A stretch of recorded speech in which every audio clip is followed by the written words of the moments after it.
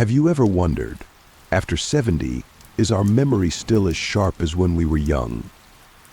Does the brain really age over the years, or is there still a way to keep it sharp and alive as before? Many people think that age is the inevitable enemy of memory, that after a certain age, we will forget the little things, a name, a story, or even a memory.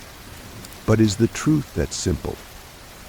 If you are interested in those issues, don't forget to like and subscribe to the channel, because today I will tell you the story of Mr. George, a 70-year-old man living in the suburbs of Portland, Oregon, that may give you a completely different perspective. George lived alone in the small, peaceful wooden house where he had spent nearly half his life. His memory was not what it used to be. There were days when he forgot his breakfast, and sometimes he called his nephew by the wrong name instead of his neighbor's. The details of his daily life began to blur, as if pieces of memory were slipping away from him. But there was one thing he never forgot. Even though he sometimes fumbled for his reading glasses or fumbled to remember the name of his niece who had called yesterday, every afternoon he never forgot to step out onto the porch and sit in the old, faded rocking chair.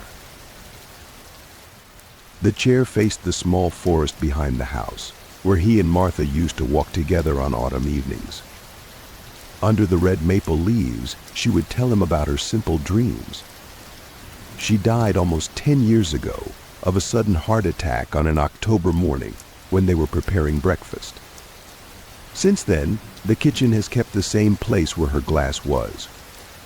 He still hung her wool coat on the hook near the door, as if she had just gone for a walk. Neighbors said that Mr. George was still waiting for Mrs. Martha, not waiting to see her again, but as a way to keep her in every beat of his life.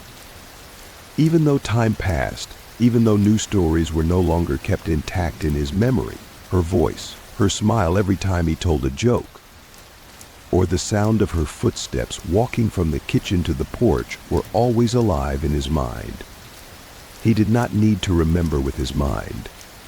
He remembered with his heart, because there were things that did not need to be named, did not need to be repeated, but still lived forever in every breath. Every moment he was still present. One chilly afternoon, as the last rays of the sun filtered through the trees in the backyard, his granddaughter, Emily, returned unexpectedly after months